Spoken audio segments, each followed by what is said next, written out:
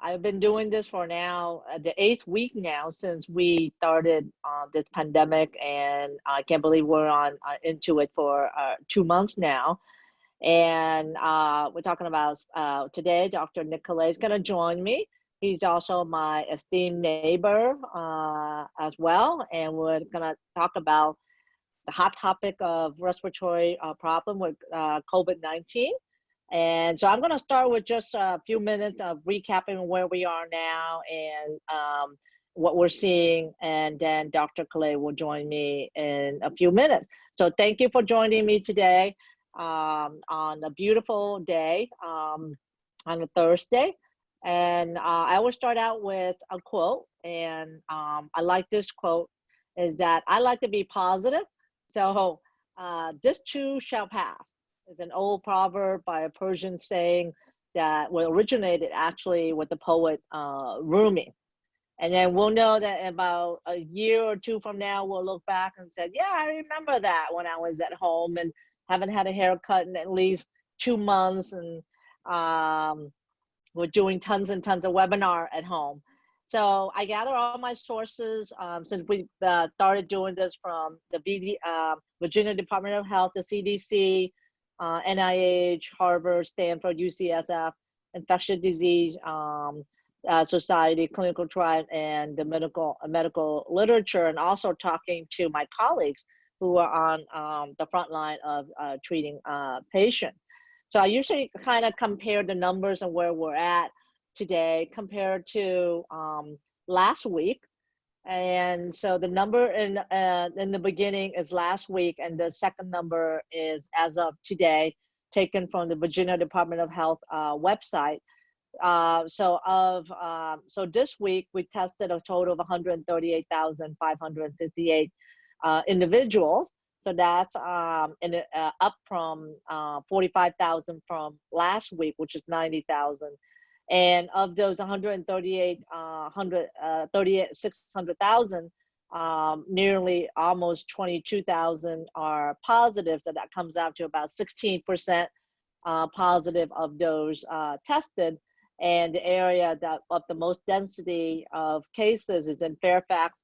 And this is in order of highest to lowest. The top four is Fairfax, Prince William, Arlington, and Henrico. And hospitalization, and last week was 2,300. This week is almost 3,000. It's about 14% of people that are hospitalized over the people number of positive cases. And number of deaths in Virginia this week is 469 compared to 552 from last week. It's about 3.5%. With this number come from death over positive cases. So we've been steadily about 3.5%. Now, know also that the number of positive cases is also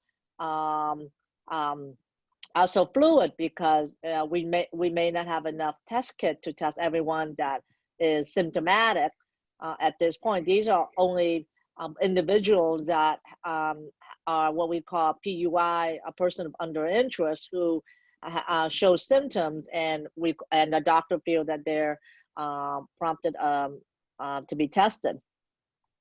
So so this picture taken from the Virginia Department of Health, summarizing what I said, but I put this up because what we're seeing here is cases per 100,000. As you can see, the density is more in Northern Virginia, Loudoun, Fairfax area. Stafford is like up here. We are in Spotsylvania here, and we are in the this color here, I believe, which is 20 to 60 over 100,000. We're definitely not in zero. We're definitely not in the light color where we are in Spotsylvania. Stafford is in this region here. It's about 200 to over 200 plus over 100,000 cases. And these numbers show the number of positive tests. And you can see that the trend is kind of going up, with, and then it's kind of like going down slowly with the number of positive tests. This is over a week right here. And these are the number of people that are tested as well. So we do want to see this. We want to see a higher number of people getting tested and number of individuals that are positive going down. And this is an interesting, I wanted to show this because this is our area, which is Rappahannock, which involves Stafford, Caroline, Fredericksburg, King George, and Spotsylvania. And in our area region is 690. This is as of today, 690 positive cases, 100 hospitalization, and 11 deaths. I believe Fredericksburg has not had a death at this point. And I wanted to compare us, which is the Rappahannock region, to Virginia in cases. And it seems that the spread of individual getting this is actually as young as 10 and up. And the majority of the ages of individuals that are testing positive in our regions between 30 to 50, which is approximate to what is in Virginia. So this is not affecting just the elderly. What we thought is affecting really more from age range from the biggest range is between 20 to about 60 at this point, which is also comparable to Virginia. Interestingly, in Rappahannock, we have more female than male being affected. And you also see that in Virginia as well. Compared to other nations, you see actually more men, positive cases, more men than women, and that men seem to have a more worser case. So I want to talk about outbreak. We have 3 outbreaks in the region, and an outbreak is when 2 positive cases are connected to the same person in the same place or time outside of an household.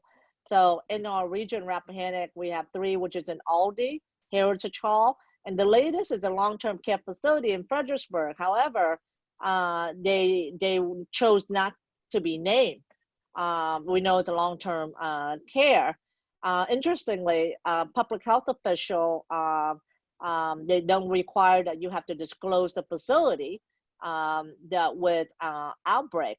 And this was just written up today. I thought that was interesting because if you have an outbreak, you would think that for public health and community awareness, you would want to know where that is, but you don't have to disclose that. So I think there needs to be more transparency in places of outbreaks so we can be aware of it and in the community.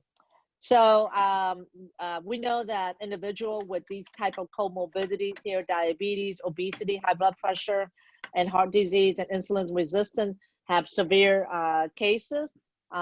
These diseases are linked to inflammation. So you can modify your risk factors of this by decreasing your inflammation status and raise your body reserve to fight any type of infection. Interestingly, I got this from recently, and I wanted to include it here. So with the stay-at-home order for now at least 6 weeks to now 8 weeks, what we're seeing is in California, and particularly in the Central Valley in California, this is before shutdown, and this is after shutdown here, and you're talking about 6 weeks. And the pollution, the nitrogen dioxide level over California pre-shutdown March 2nd, and then here is at the end of March, you can see a big clearance of pollution in Central California. And same thing in New York. This is a satellite picture of air in New York. This is pre-shutdown. This is after shutdown with the stay-at-home order. when you see less nitrous oxide gas being emitted. You see the same thing here in New Delhi, India, pre-shutdown and after shutdown. Look at the smoke. You can barely even see the monument here, and now you can see it clearly. This picture was taken in October 2019. This picture was taken in April 2019. And another comment is we're in the news, we're doing a poor job of social distancing. As Virginian, we receive a D on a scale of A to F. And this picture here delineate that. And this has come from Unicast right here. So we're right here and we're light brown and we have a D picture. What that means is that we're not doing a very good job of social distancing. Overall, in the United States, we have a D as a grade. Compared to Nevada, receive an A, and compared to the B in Colorado and Idaho, these states right here receive an F, and the one that are C's are actually better than we are. So how do you get the grade? Is 25% to 40% reduction in mobility. And so right now we're as a whole as a country is a D. But you break down the area in Virginia County, Spotsylvania, actually, we have an F. Charlottesville is about a C. All right, so just some Dr. Kallay will also talk about some treatment as well. And I made this slide, this was like a few weeks ago. And it just want to include that remdesivir. There were two studies. That one that says it was a positive study, and the second one was not positive. The FDA, however, on March 1st, have issued authorization to use the remdesivir, which is the antiviral medication, can be used for COVID-19. And I hope Dr. Kallay will talk about that when you talk about management. So I found this data here. So how likely are you to die from COVID? We'll compare these data here. So this is in Santa Clara Valley in California. So right now at this moment, this may change. This may change because the more people we test, the fatality rate will also go down. So the chance of dying from COVID is 1 in 500, which is 0.2% or less. But then compared to cancer, is 1 in 7. Narcotic overdose is 1 in 98. A fatal car crash is 1 in 100. Shot by a gun, about 1 in 300. Hit by a car, so but pedestrians about 1 in 500. So your chances of dying from COVID is about probably somewhere between hit by a car, but this number may go down as we tend to test more. An interesting new study that came out this week and also on May 1st that link vitamin D deficiency to having more severe disease with COVID, and also even related to death. And vitamin D, we know it's not just a supplement, but it is also a thyroid component, is also a very strong hormone modulator. So I hope you know what your vitamin D levels are, and make sure you supplement that. So just a little something to mention is that NSAID, non-steroidal anti-inflammatory, you should be cautious in using in people that has a fever with suspected COVID-19, and judicious use of steroid. Nick, I hope you can talk about that a little bit as well.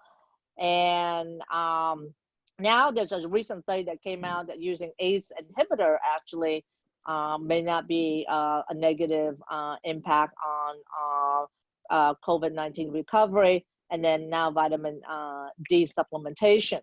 So testing in our area is a lot more now than it was before. When I first did this, but Better Med Urgent Care was a facility that only one that did it. Now Mary Washington Healthcare is doing it, primary and urgent care are doing it, patient first urgent care is doing it, next care urgent care, and Quest can do antibody blood tests as well as the molecular swab test for the SARS-CoV-2.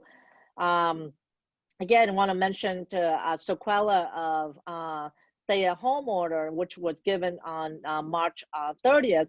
We've been at home now for a month, but we have to be aware that there are sequela to be aware of kids not having school and people not working and being in a stay-at-home order, and that you can incur sleep disorders, anxiety, depression, obesity, and increased use of alcohol, tobacco, and other drugs, PTSD, anger, domestic abuse, suicide, and these sequelas are lasting longer than the pandemic and can leave long-lasting scars. So I'm hoping to kind of touch on some of these as we go along the next few weeks. Unfortunately, those that are at risk for these sequela that I mentioned earlier are older individuals with chronic diseases, children, teens, doctors, nurses, first responders,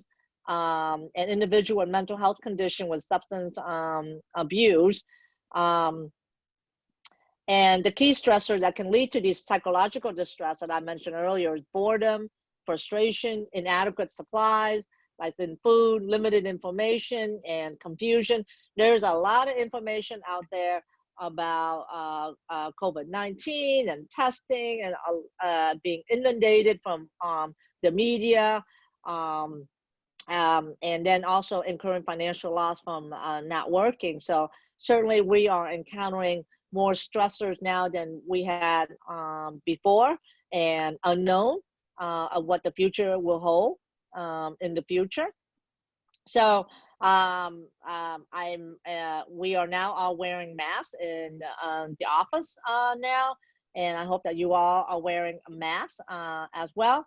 I talked about ways to boost immunity when I first started. And one thing I want to mention again is that doing acts of kindness or compassion will boost your IgA immune protein, which will increase your immunity, and continue to support local businesses in the area. They are especially restaurants and your hair salon.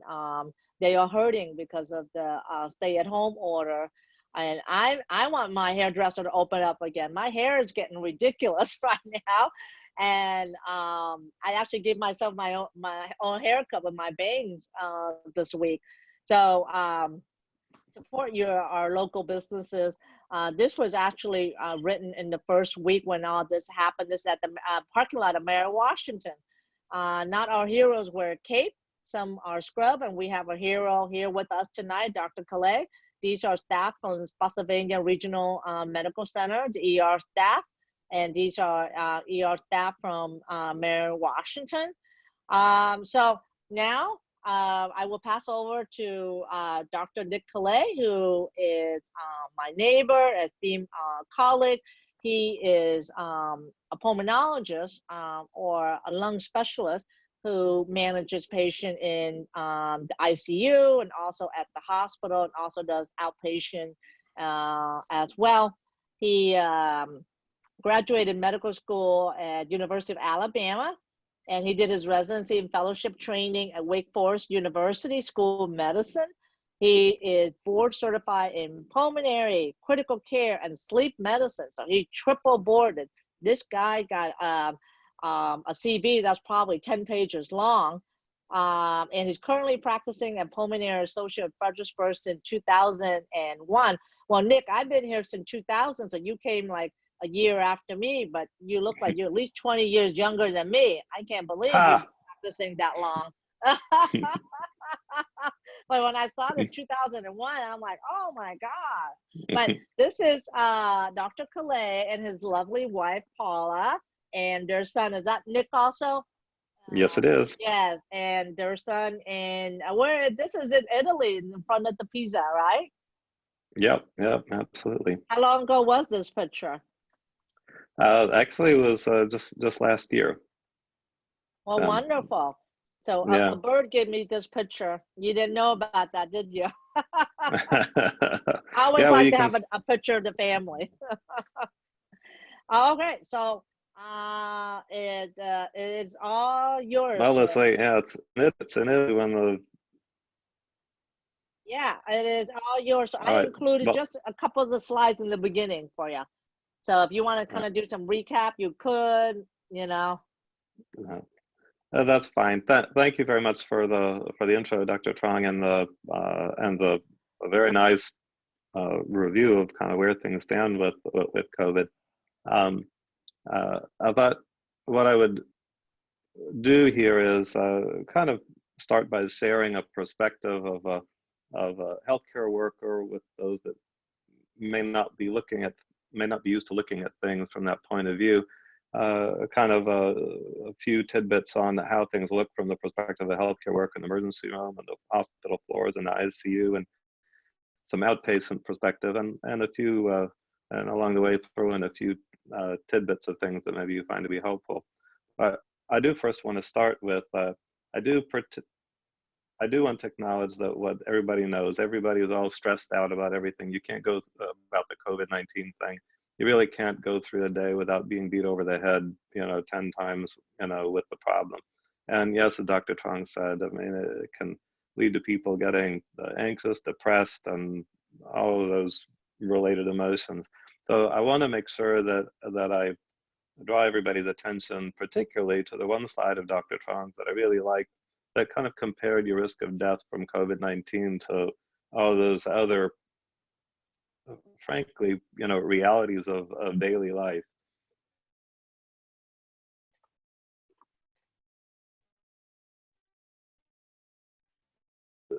Would it be reasonable from killing something of a course?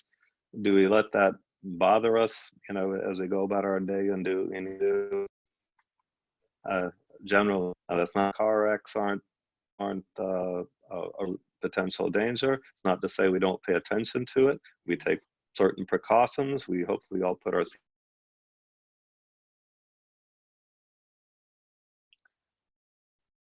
And Nick, you're phasing kind of in and out.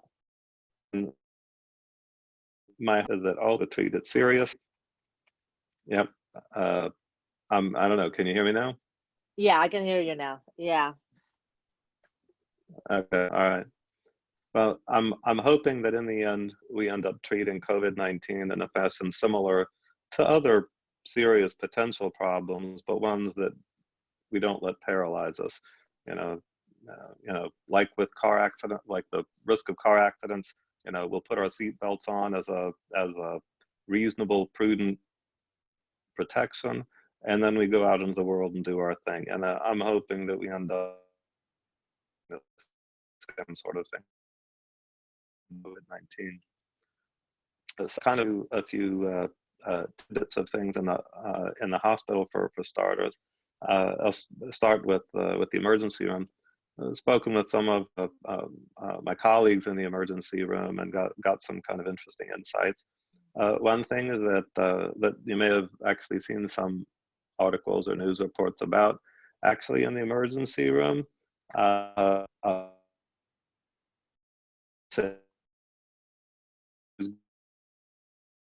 and surprise, the onset emergency room visits are down about 40 to 50%, which is absolutely mind-boggling.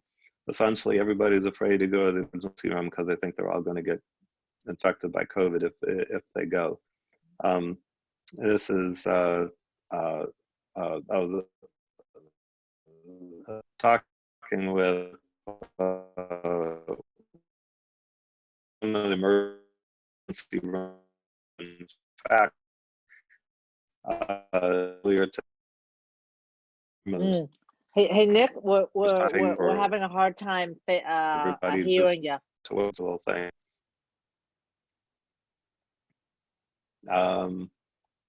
Let me. You know what? So Let me go adjust things a little if bit. you Is this a little better? if you stop your video, that may help, so we can just hear you talk. So I stopped sharing your screen, but if you there you go. So see if we can hear you better. There you go. Try that again. Yeah. All right. We didn't hear you talk for the last minute. We're good now. Okay. Well, all right. I will repeat a little bit. Yeah, you're actually looking kind of jerky too, but anyway, one of the main things to start with as far as perspective in the emergency room is that emergency room visits have been down about 40 to 50% nationally since COVID-19 started. Everybody is afraid of going into the emergency room and getting sick with COVID.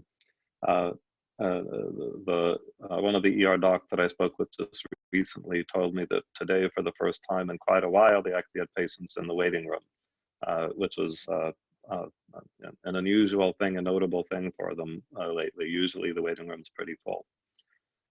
This has actually raised a lot of concern among medical professionals, worrying about all the people that should have come to the emergency room but didn't, and may end up coming to the emergency room later with delayed presentations, problems that are farther along, and they end up being sicker. But time will tell as far as how that ends up panning out. Another tidbit from the emergency room. It does seem that one thing that has really tended to clog up the works in hospitals is pretty much all the patients that do show up to the emergency room, not initially seeming to be possible COVID patients, but then it turns out that the question gets asked and then has to be dealt with. Somebody that shows up after a fall and they broke their hip, and then it turns out that they get a chest X-ray for some reason while they're in the emergency room with a little shadow, and then when pressed, they admit to, well, maybe they've been coughing a little bit, and then in instant COVID concerns, and because everybody's afraid of missing it, they end up having to kind of get put in the channel of getting it looked into and ruled out. Now this has very much had a tendency to gum up works in the hospital, and that when COVID first came up as an issue, now a few months ago, if you wanted to do a COVID test, one, it was very hard to get. Two, eventually when we did get it, it would be sometimes a week or sometimes even a little more before you knew what the COVID test results were. But as the weeks have gone by, that's improved. It's improved to usually now a 1 to 2 day turnaround time, and actually, it's even better now than what it was. In that apparently, I now understand that as of yesterday, to a very limited degree, the emergency room now has the ability to do a COVID test with a 45-minute turnaround time, which has been very helpful. It's only used for patients getting admitted to the hospital because it makes a big difference in terms of where in the hospital they go and what kind of immediate treatment they may need. It's also for if people are getting discharged to nursing homes, because obviously we can't have people going to nursing homes with COVID. So it's not used for everybody yet, but it is available, and there's going to only be more of it. So those are some important developments as far as the emergency room goes. But to an extent, well, that's wonderful. What kit are they using? That is the 45-minute turnaround time. You mean what kind of test? Yeah. Yeah, it's actually like the other COVID, the main COVID tests that we're kind of used to dealing with are referred to as RT-PCR, or reverse transcriptase polymerase chain reaction is the technique. That's the main one that we're used to. But actually, this new one is the same thing. It's also RT-PCR.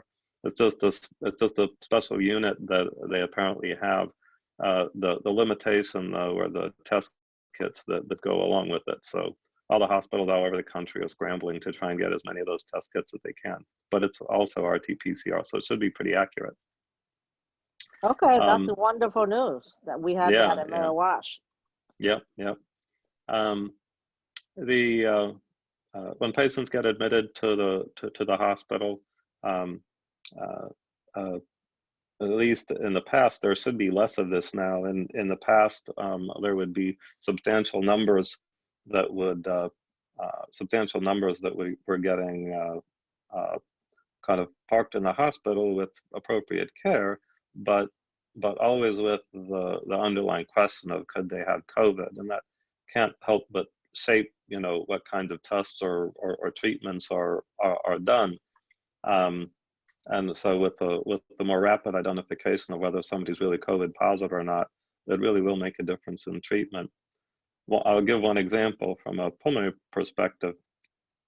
One of Dr. Truong's earlier slides kind of touched on, for instance, trying to avoid giving steroids to patients who have COVID. Although the underlying reason for that is because actually there's some data that giving steroids to people with the flu may increase the likelihood of their not surviving their illness. And so there's some generalization thinking that, well, that may be true with this viral infection, COVID-19. Is there any real data that's real specific to COVID-19 with respect to steroids? Not really.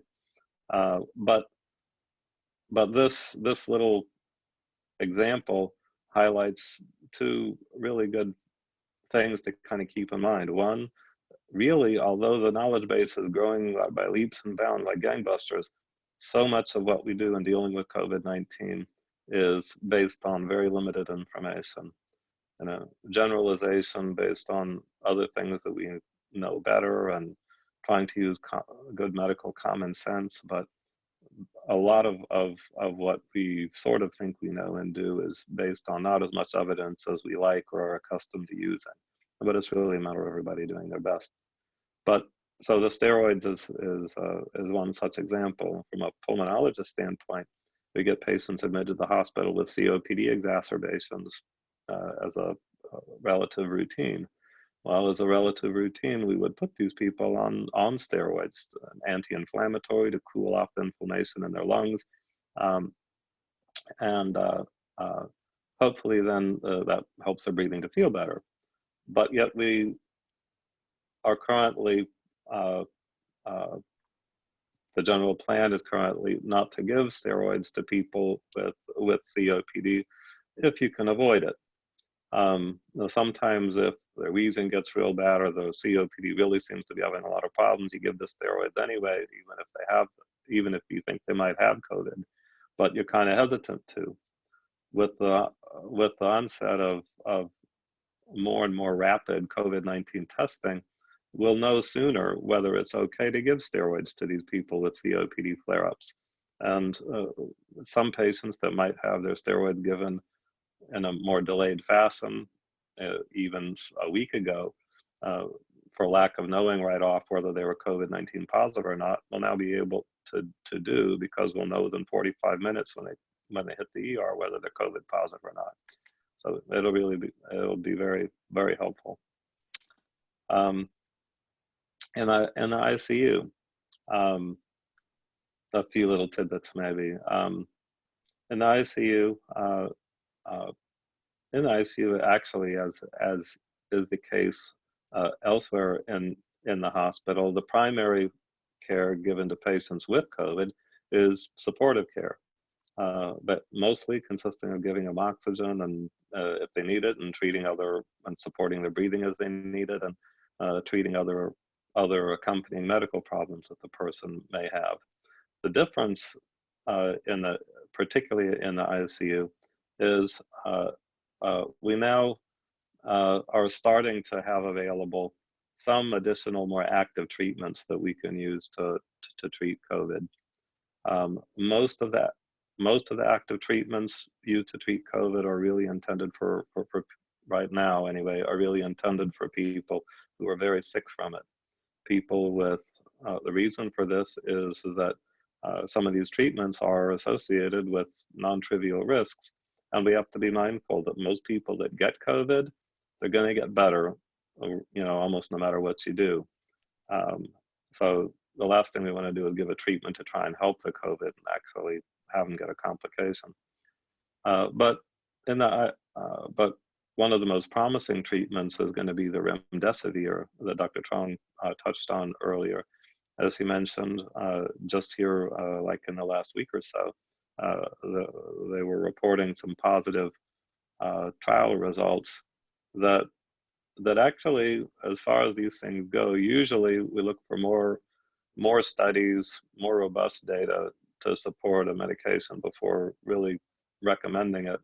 But in this particular case, the FDA went ahead and gave emergency access approval for this drug because there aren't any other treatments that are really known to work or have been shown in any kind of good studies to work. There have been lots and lots of small little studies that have, some of which have suggested that other treatments might be sort of helpful, but then other little studies that show maybe it's not so helpful. So there's a list of other treatments to include the hydroxychloroquine that Dr. Truong mentioned, that's had some conflicting data. There are some other antivirals that have a little bit of conflicting data. The other treatments that Mary Washington is just getting online, including exchange transfusions, which is another treatment that you might have read about in the news, where you basically take parts of the blood of people that have recovered from COVID-19 with some good sort of anti-COVID-19 infection fighting capabilities in that person's blood, and then you give it to somebody with the active disease, and the infection fighting components of the recovered person's blood can then help aid the person with active disease. That's essentially what exchange transfusions are. But that treatment, while it's just going online, becoming available at Mary Washington, even that is only being done as a part of a study, because we can't really say that we know convincingly that it works well. But there's some reason to think that it may help, so it's at least an option for some people. There are other things, such as on the table there are the anti-interleukin-6 agents that mostly work to try and decrease inflammation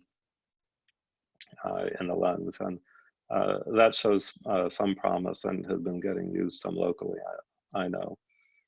So which one are you using right now, if you have to manage somebody with COVID right now? Well, right now, the thing that I think most people would go to is remdesivir, although that's even now only indicated in people with severe to life-threatening disease. The tough part is going to be getting it. It's been available on a compassionate use basis from the manufacturer for weeks now, but very difficult to get. Hopefully a little easier to get now with the FDA emergency access approval. I'm quite sure the manufacturer is making it as fast as they possibly can, but that's probably going to be the go-to drug at this point. Some things like the chloroquine and the hydroxychloroquine, that has been probably the go-to drug up until maybe a couple of weeks ago. It's cheap and relatively easy to get, with some initial small studies showing promise. It's just then some subsequent, somewhat bigger and perhaps better studies are much more murky about whether or not it helps. And as I mentioned, a lot of these treatments are associated with some risk, and the hydroxychloroquine is well known to have a risk of perhaps contributing to certain heart rhythm problems, sometimes some very serious ones. So actually, as of I think about a week or a little more ago, at least Mary Washington, for instance, is no longer typically using that as a treatment for COVID-19 as a result. So if there was a general underlying theme to COVID-19, and that's things are changing really rapidly in terms of what things are being done and what things are not being done anymore. One of the up and coming things that that is actually in the last few weeks been really rising as a treatment element in COVID-19 is blood thinners. COVID-19 that has been observed seems to be associated with an increased risk of clotting, blood clot to the lung, strokes, things like that. And there are some initial studies that seem to suggest that actually putting people who are very sick with COVID-19 on blood thinners may improve outcomes. That's kind of the hot thing of this week, and it may fade. It definitely needs to be studied more and better, but that's the thing of the moment anyway. So why do you think that is? Why do people with COVID-19 tend to clot more? Don't know. It kind of caught everybody by surprise. Nobody was really expecting it, and so because right now it's a lot of, I think, speculation. Nobody really knows, and it may end up turning out to be that it's sort of a red herring kind of a problem, but I don't know. I've been seeing enough articles on the matter to make me suspect that there probably is really something to it. But there's certain like autopsy studies where they find a lot of clot in people's lungs and things, who died of COVID-19, that sort of thing. So are you putting all patients on anticoagulant, or is it case by case basis?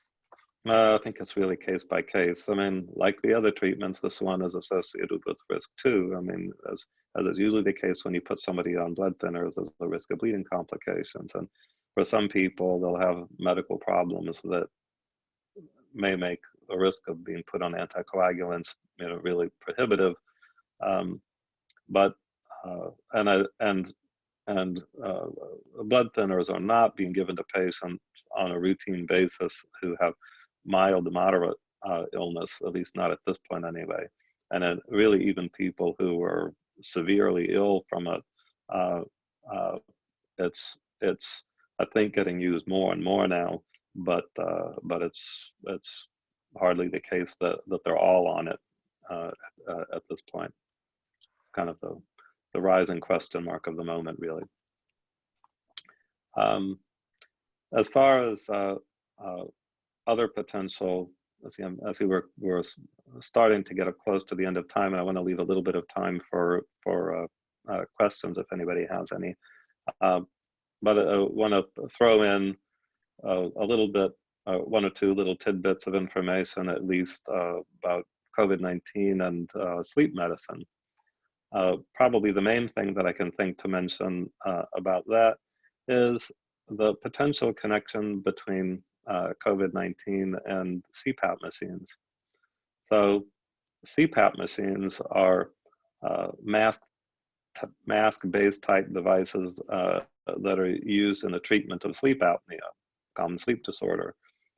Basically, it's a little mask that people wear when they sleep at night, connected by a little tube to a box on the side of the bed that just takes regular room air and then delivers it through the tube and mask under pressure into the breathing passage to kind of help hold open the breathing passage, which otherwise may be collapsing, which is what's happening in sleep apnea, obstructive sleep apnea.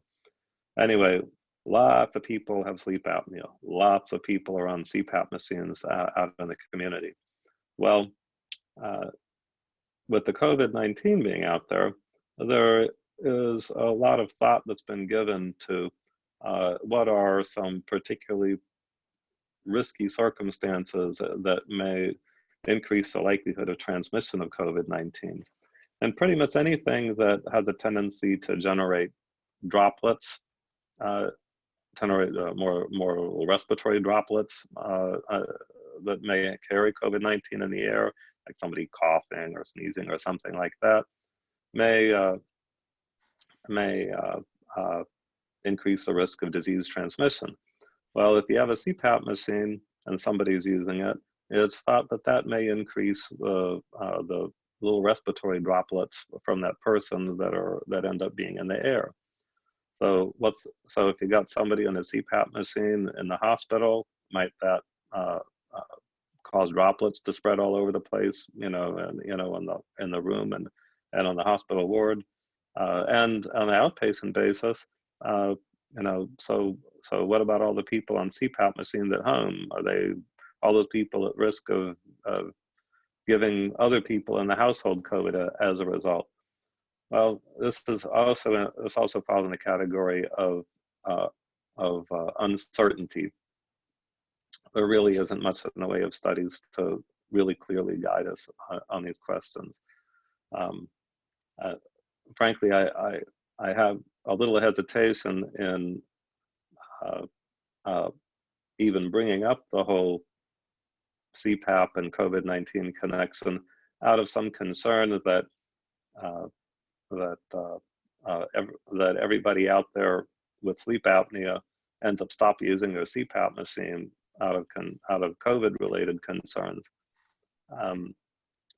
I think about the best advice that I can think to give in the situation is that as long as you're feeling pretty much normal, the likelihood of spreading COVID-19 around by using a CPAP machine is probably very low. And I honestly wouldn't really suggest worrying about it.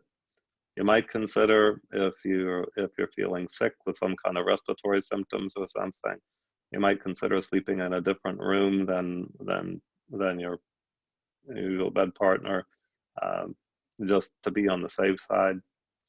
But I do want to kind of come back around to the point that we touched on earlier. I really hope that people keep their COVID-19 concerns moderate. Keep it moderated. I don't want everybody you can't run your life completely on COVID-19 concerns.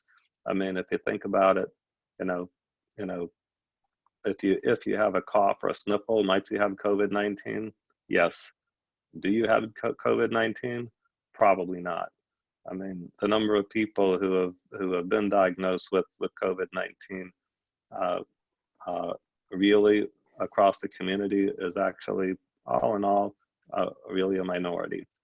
So, again, I think I would really want people to be mindful of COVID-19, to take reasonable precautions, but don't neglect everything else about, that's going on in life as you go about doing it. Anyway, so I don't know if there are other questions or anything at this point.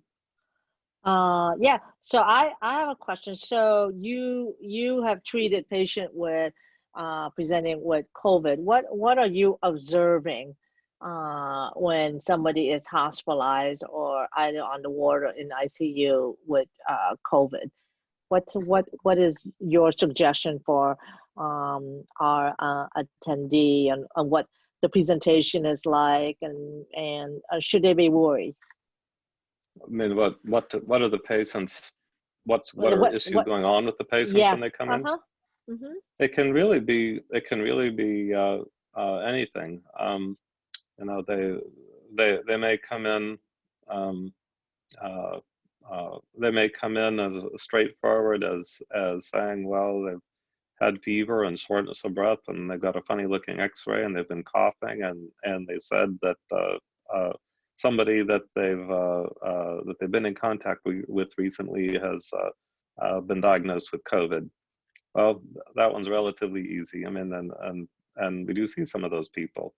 On the other hand, we'll get people showing up in the emergency room with completely unrelated complaints.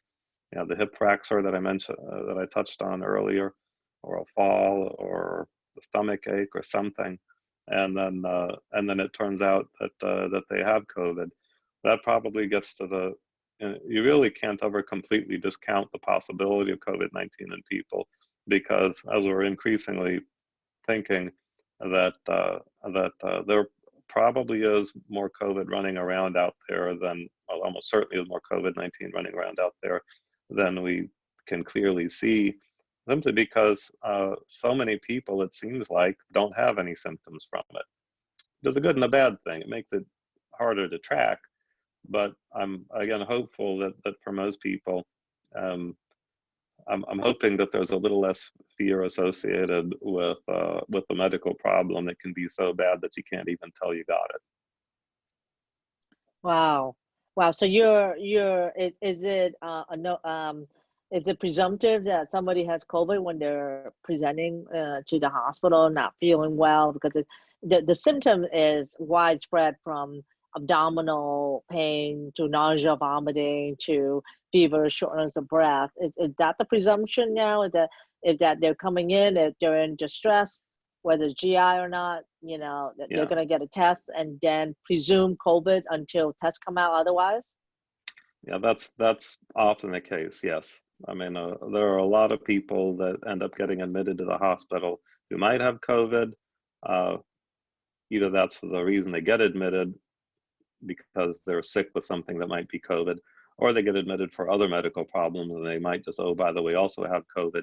But lots of people have been getting admitted to hospitals with that as a either primary or accompanying potential problem, and having to get it evaluated and ruled out. Very frequent. Even if the likelihood that they have it is low, uh, there's still been a general feeling that no one wants to miss it, and so it ends up what folks have felt obliged to look for it. That's part of what I'm hoping that the 45-minute COVID-19 test starting yesterday on the emergency room is going to really help to help the logjam that gets created as a result. Well, that's wonderful. So what you're seeing when you're managing these patients, is it really the elderly population with multiple comorbidity or other medical problem that are really doing worse, that they're in ICU or they have more severe cases? Those are the ones that have a tendency to get admitted to the hospital. They are the ones that do tend to, from what I've seen, do tend to get sicker and end up in the ICU, although that's certainly not exclusively the case. I think far and away the majority of folks, even in our community, and I don't have detailed knowledge of all of the cases, but the ones that I'm aware of, the very much the majority of the admittedly relatively few people in the community that have died of COVID have been definitely on the elderly side, typically with significant comorbidities. Right, right. Wow. Now, for those people that are on, please type your questions under chat, and I will ask Dr. Kallay that. So don't be shy, and we'll ask questions. So I'll ask some questions while any of our attendee may have some questions, and I'll check Facebook as well. Too. What about COPD? What are those patients with COPD group? What is your recommendation for them to do now while they're in the community? What should it be doing so that way they don't have a case of COVID? Well, I think people with COPD, particularly if it's on the relatively more severe side of the spectrum, I think for those people it's probably particularly important to adhere to the recommendations, social distancing, generally trying to stay at home and away from other people as much as possible. The main way that COVID-19, one of the main ways that COVID-19 does seem to make people very sick is by pneumonias, and by causing a pneumonia. And people with substantial COPD may just not have that much extra lung that they can afford to give over to a pneumonia and still breathe. So yeah, people with COPD, certainly I would encourage particular adherence to social distancing, washing hands a lot, using masks whenever you're out and about. Although I say that even knowing that use of masks out in the community are generally less about protecting the mask wearer than protecting uh, uh, other people around the mask wearer. But if I had bad COPD, I would probably wear a mask anyway. All right. Yeah. So COPDers wear a mask, protect other people as well. So there's a question here. Why is the medication remdesivir so hard to get? And if patient in the hospital require it, do every one of them get it? Well, it only got FDA approved, I think, last week. So up until that point, I think it's the manufacturing of the drug has been of relatively limited quantities. I think that the drug company has likely picked up the pace of manufacturing of the drug even before the FDA approval was given. But it's really at this point still just kind of a matter of having enough drug to go around. I think my guess is the company was a little hesitant to go making 10 million units of the drug before they even knew for sure if it worked. So now we think we know, but it's just going to take them a while to scale up production. Right. Well, that makes sense. That makes sense there. So what do you think will be happening in the next month or two? Are you expecting to see more cases and now, and what is your projection? Well, I think that the expectation is that cases will probably continue and may even the numbers will probably actually even go up. It's going to be to some extent one is going to expect that, though, because of basically the more test kits that are out there, the more people are going to be identified with the disease, and so the numbers will go up just from increased testing. It's a little hard to control for that in terms of making a decision about, does that really mean there's more disease, or does that mean that there's more testing? The other factor, of course, to be mindful of is that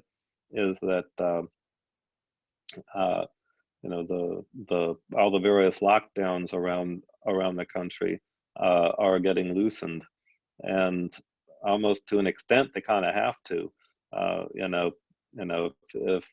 If you keep everybody at home and not going to work and doing their jobs, eventually people are going to stop having food to eat. I mean, it's been very difficult and very hard on a lot of people, this lockdown stuff, and I think the country's tolerance for a complete lockdown is getting stretched. But anyway, so some of the lockdowns are getting loosened, and probably that will mean some increased COVID transmission. That would be my suspicion. Right. Now that's unfortunate. But I guess we would have to see, because we don't want the solution to be more widespread than the problem. Is that we're in a very peculiar place. So what are you doing in your office now during this COVID pandemic area? I mean, what do you do in your office that's different than before? Well, a few things. So at least as far as the pulmonary clinic, we're essentially closed to in-person patient appointments. We're still we're doing the telemedicine thing. So seen quite a few patients with that. It has certain limitations, obviously, but I think it can nonetheless be quite helpful, particularly in certain circumstances. So it's a lot of people getting it's the patients as well as the physician's offices kind of getting used to a patient care medium that that we're not accustomed to. But I think we're making it work. The Oh, our office is planning on opening up again tentatively on we're going to wait a little while on, but on June 1. So we're putting in place all kinds of extra safety precautions, you know, as far as screening and masks and all of this kind of thing to try and make the situation safe. So coming up with a lot of those processes is what we're working on now. oh, great, great. Now, those attending, please put in chat again if you have any questions for Dr. Kallay. I think I asked most of the questions already. We had some people already signed out, and it's getting kind of late. We'll see. But I didn't realize that you haven't started doing one-to-one in person yet. Everything is all virtual now in the office then, at this point. Pretty much. Some things are completely shut down. Our sleep lab hasn't been doing any sleep studies, which is it's one of the things, you know, the whole reason for the shutdown and lockdown is to help people's health and welfare. But unfortunately, in some ways it ends up being counterproductive. There's all kinds of patients out there with sleep apnea. They need sleep studies. They need their sleep problems treated, but we can't do it at this point because of the lockdown. So I kind of feel bad that there are some patients that are not getting the kind of care that we usually like to give. And this is only one example of variations of this example. I mean, probably a near infinite number of them. So it's a good right. So your population of patients are usually the ones that are really susceptible. They're in the susceptible, vulnerable group. One with pulmonary compromise on oxygen and of that. Now, where are they? Are they all just at home, or are you seeing them all virtual at this point, or they're just not they're just not doing anything? Well, yeah, I think it's a combination of all of the above. We're seeing a lot of them virtually. Some of them are electing, like I think much of the country, they're kind of bunkering down in their homes, not doing things that they want to do or know they need to do, but they're just putting it off until life goes a little more back to normal. So there are some patients that are not wanting to do the virtual visits, and I think are just waiting until life goes more back to normal and they can do regular visits. So there's some of that going on. The other item of concern is, again, gets to some of these people. They're just not getting seen and not getting the care they need, and they end up getting sicker and end up in the hospital because we didn't see them in the office where we might have been able to abort a problem earlier. Instead, they didn't want to come to the office, and so they got sicker and ended up in the emergency room. But right. So it's a mixture, I think. Yeah, no, when I think that we're gonna have a new normal when this is all over, and I don't think medicine will probably be the same after this. So I don't see any other questions in the chat at this point, and so I do thank you, Dr. Kallay, for joining me today on the webinar, and I'm sure people, those attending have learned about what Dr. Kallay sees and what his recommendations are. And he's the one that takes care of you when you're in the ICU on the ventilator, and really sees these patient up front and up close, and really manages these patients on up front. Now, how long does it take for you to all gown up and everything to go see a COVID patient? I'm sorry, what was that? I didn't catch it. How long does it take you to get all gown up and Oh, and wear your PPE? yeah, well, it kind of, it depends. If you're just going in to see a regular COVID patient, then it takes maybe, doesn't take that long. It maybe takes about 20 seconds or something like that. But if you're going to do a procedure that is more risk of little droplets being spread around in the air, then it's a little more gowning up, and it maybe takes a couple minutes. Right. It's Well, not usually great. too bad. Wonderful. Wonderful. Well, thank you for being with us today, and thank you everyone for attending. Have a great weekend ahead and enjoy the weather. Thanks a lot, Dr. Kallay. Thank you very much, Dr. Truong. I really appreciate the opportunity to talk. Okay. Take care. Take care.